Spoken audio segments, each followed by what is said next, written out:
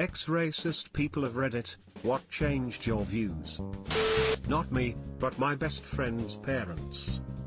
They told her not to touch me because she would get my skin disease. I'm a brownie and at the time we met I was 12. They didn't want us to be friends, but I would always be kind and polite to them, full well knowing how they felt about my skin color.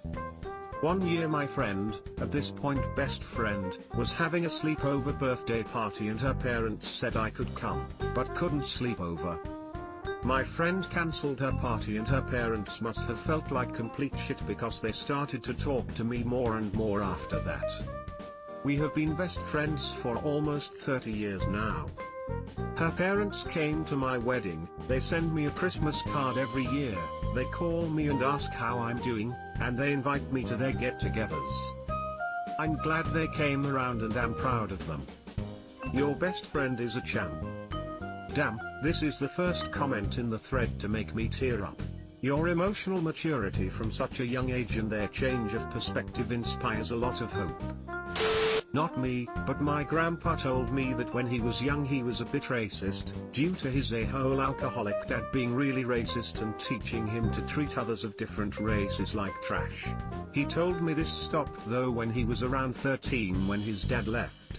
He realized how stupid it was to judge others based on race, and I'm glad he realized how stupid it was since he's a really sweet guy now.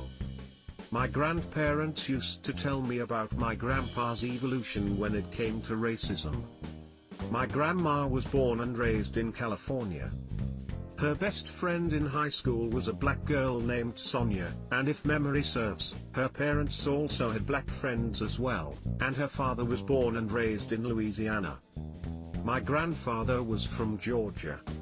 One time while he was still courting my grandma, she said they were talking on the sidewalk and black couple was walking on the same sidewalk, coming towards them.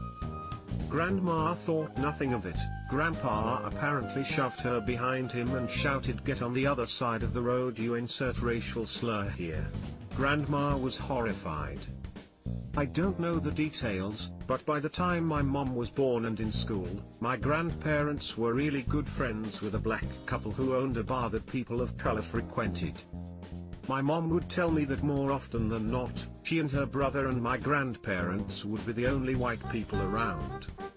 The owners were even hosting a wedding one time, or one of their children was getting married, and the caterers backed out or flaked out for some reason. My grandparents and mom were invited as friends, but they ended up catering so that the family didn't have to worry about anything. By the time I came along, my grandpa was a totally different person, and while he never told me what helped him change his mind, I still liked hearing the story and the subsequent stories that showed his evolution. Edit, got educated. Changed some words. This is sorta like my dad. I don't mean to make excuses for him, but my grandfather, Pop I called him, grew up in rural ND and didn't see a black man until he was in his late 20s. He had been exposed to the words of other racists, and never heard anything opposing those thoughts, and never saw another black man where he could form his own opinion. When my dad was growing up, they were watching football and my dad asked why there weren't any black quarterbacks, and my papa said because they're too stupid to be quarterback.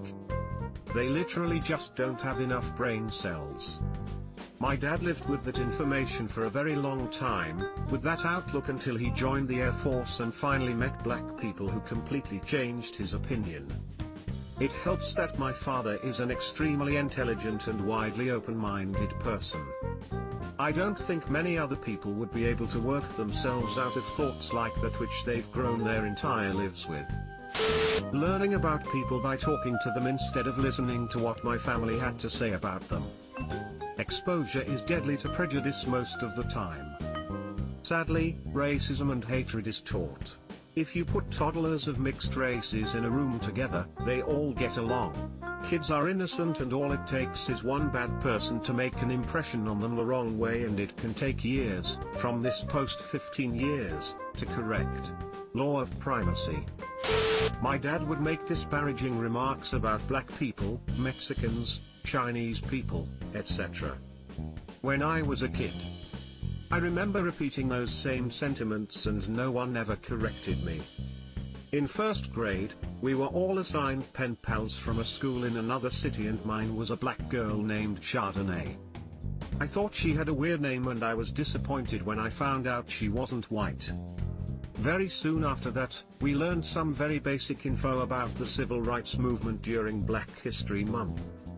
Martin Luther King Jr., Rosa Parks, separate water fountains, segregated schools, stuff like that. After that, I felt really bad about being racist and wanting a different pen pal, and really ashamed of my dad and grandparents for thinking that way. And I was so mad that they taught me to think that way. After that, I was really happy to have the opportunity to write to my pen pal and get to know her better. I'm so thankful that my school started teaching us about racism early on. It's scary to think how I could have ended up if those sentiments had gone unchecked. I don't think it's unreasonable to expect Chardonnay to be a nice white sorry I had to. I wasn't allowed to dance with a black boy in kindergarten. I thought it was stupid and I was so embarrassed. Even as a child it made no sense. I always hoped he had no idea what happened because it hurt my heart and I always thought he was cool. Brother was racist. We both loved science fiction. One time he was talking about all the cool races in the Star Wars and Star Trek and Mass Effect universes. How creative Lucas and Roddenberry were. He talked about how great it would be to be among those races as a human and acquaint yourself with alien cultures and people and mythology. I said, you can't even mingle with the other races on your home planet. Maybe it was the weed, but what I said had some effect on him. He's very noticeably more tolerant and curious about other peoples now. I think he realized that his previous philosophies were not in line with those of the Federation. Good for him. I've always found it weird that there are people who enjoy Star Trek but are also intolerant. Star Trek is so blatantly anti-intolerance I just don't see how they could enjoy it. This is the one I love most in the thread. Such a simple truth you pointed out to him, and so effective. He was probably like underscore inside his head when you said that because it was one of those, wow, they're not wrong moments. Joined the military, left home and experienced cultures around the world. I wouldn't say I was ever racist and thought I was better than anyone, but I was severely lacking in cultural awareness due to growing up in a small town surrounded by openly racist people. Luckily, my children are able to grow in a completely different environment than the one I did. The military is really an interesting place. It's nearly impossible to go through boot camp, let alone 4 years of service or a whole career, and stay racist. Not a lot of racial pride after becoming the bitch of Staff Sergeant Hernandez and Staff Sergeant Johnson lol. Man, I don't even know where to start with this one. I grew up in the middle of fucking nowhere, Mississippi, where the slave trade was referred to as the Great African Migration in our history books. Every person of color was referred to by the N-word as just the default. It wasn't until I moved the fuck out of the South that I began to comprehend what racism was.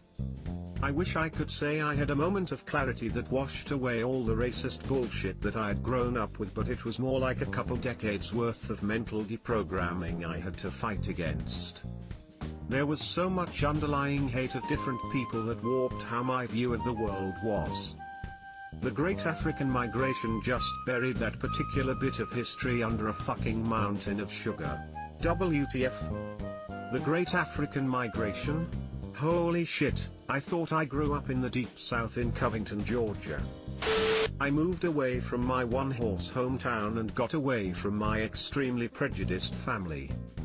I didn't even live in a one-horse town. My hometown had one of the fastest growing zip codes in the country at one point before I left for college.